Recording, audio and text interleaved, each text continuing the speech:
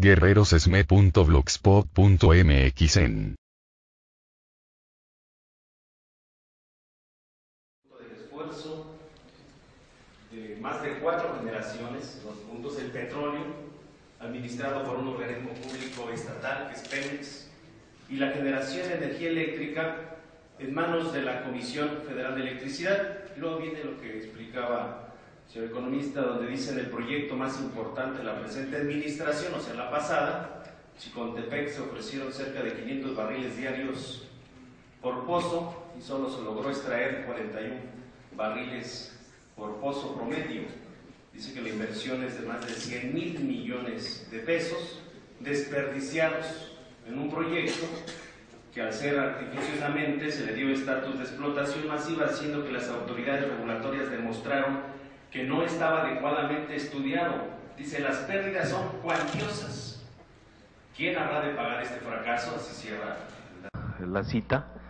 Al final hay otro sobrecuadro que dice: sobreexplotar los yacimientos, agotar prematuramente Cantarell, disminuir las reservas, quemar exorbitantemente el gas natural, provocar la pérdida de competitividad de las refinerías, aumentando la importación de gasolinas y no haber aprovechado eficientemente los excedentes petroleros, son una muestra del fracaso de la política panista en materia de hidrocarburos.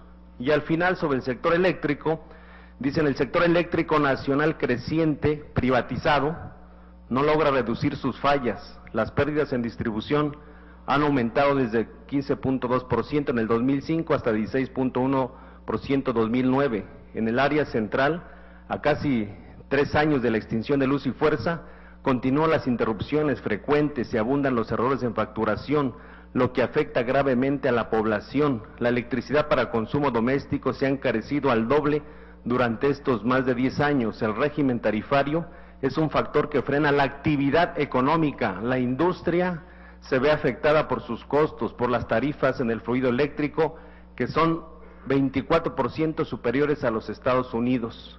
Y al final dice: favorecer la generación privada para cumplir compromisos contractuales, provocando una sobrecapacidad y un manejo ineficiente de la industria eléctrica con cargo al erario público, son una muestra del más fracaso de la gestión panista.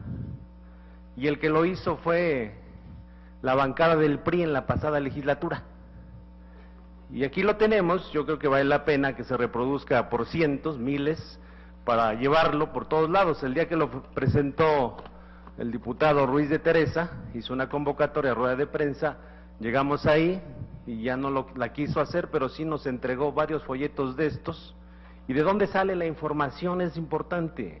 Sale de la cuenta pública 2009, del Auditor Superior de la Federación. Prácticamente, ellos dicen, en el tema de petróleo, lo que acaban de mencionar es muy claro, la Auditoría Superior de la Federación, y al final, pues hablan también sobre la parte eléctrica, de cuántos permisos se han entregado en los últimos años, que son 750 permisos de productores independientes. Habla que son permisos de 25 y hasta 30 años, lo que han dado, y pues se les tiene que pagar 1.6 billones de pesos, todavía les debemos los mexicanos. Y lo dicen categóricamente, dice: y todavía esos contratos que van a durar hasta el 2041 todavía se pueden prorrogar otro tiempo más.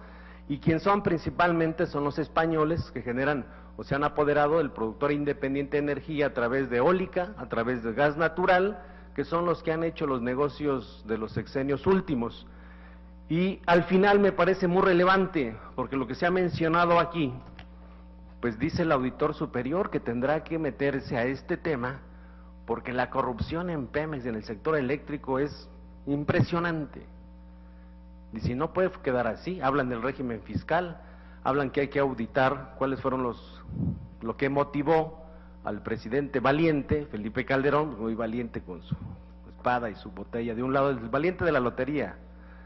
Y entonces, ¿cuáles fueron las razones que motivó a extinguir a Luz y Fuerza del Centro?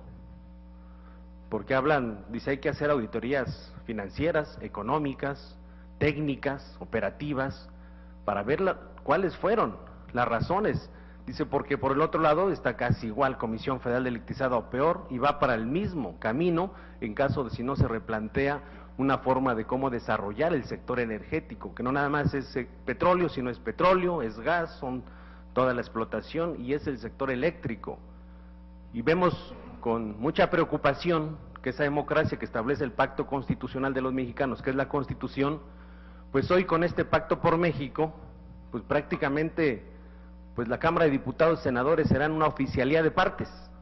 Así se han convertido en los últimos años. El decreto de extinción de luz y fuerza es increíble que en la pasada legislatura no quisieron meter una controversia constitucional. Entonces las facultades de los diputados y los senadores pues hoy ya se las desviaron, es un desvío de poder al Ejecutivo.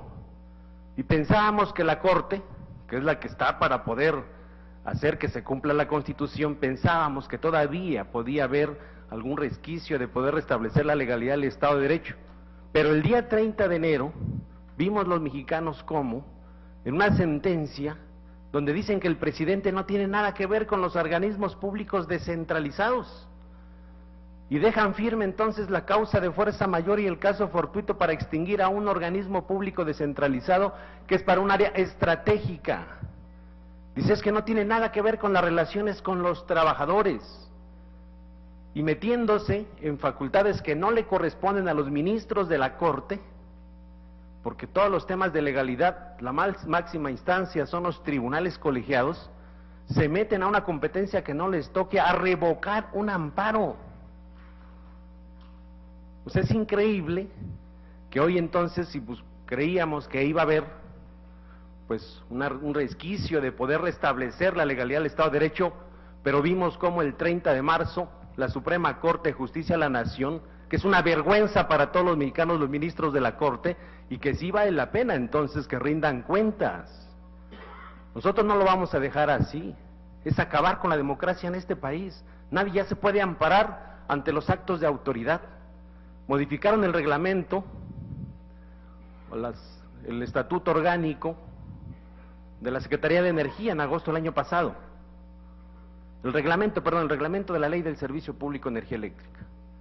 En agosto del año pasado, mediante un decreto lo hizo Calderón. Y hoy le dan facultades a todos los subsecretarios de energía a hacer los diagnósticos y plantear la extinción de cualquier organismo público descentralizado en este país, ya sin pasar por el Congreso, sin pasar por la Suprema Corte de Justicia de la Nación. Estamos entonces en un acto de autoritarismo, en sentencias antidemocráticas. Nadie tendrá entonces ya el amparo, es imponer lo que les acaban de ir a decir en Santiago de Chile hace unos días a todos los mandatarios de Latinoamérica. Llegaron los países capitalistas a decir, queremos certidumbre jurídica para nuestras inversiones en América Latina, queremos mano de obra barata, y ahí está la reforma laboral, queremos privatizar la educación, está la ley educativa, hoy quieren el petróleo y hay que ponerle entonces toda la parte legal para que ellos sin problema sus inversiones. Y les dijeron, no queremos nada de expropiaciones, ni nacionalizaciones como lo están haciendo Venezuela o otros países. Lo que nosotros planteamos aquí es que esto no puede quedar solamente aquí en una discusión en el Congreso. El sindicato plantea que recorramos todo el país, que los diputados, senadores, con todos los que sabemos, recorramos el país, levantemos, llevemos la información. Nosotros estamos pensando de llevar nuestro caso a las cortes internacionales, porque no puede quedarse, porque lo que sigue, si logramos que acaben con la democracia, es la barbarie, imponer como lo estamos viendo, a golpes, con los medios de comunicación, y decimos que después de la explosión viene la privatización de Pemex. No lo podemos dejar así, el sindicato va a continuar en la lucha. Nos dicen, pasen a cobrar sus indemnizaciones, es el único derecho que nos da la Corte, y para hacer cobrar la liquidación, a cualquier trabajador debe de haber una rescisión de contrato, para que sea despido justificado o injustificado. Pero lo que nos plantean ahora, dicen, vayan a renunciar voluntariamente a su derecho al trabajo. ¿Quién en su sano juicio va de renunciar a un derecho que es universal, a un derecho que es constitucional? Y como ya no está luz y fuerza, dicen ellos, entonces ya no tengo patrón, entonces ¿quién me va a poder despedir? Si quieren que nos liquidemos, que nos despida Peña Nieto por escrito, que nos los cumpla para demandarlo por despido injustificado. Muchas gracias. guerrerosesme.blogspot.mx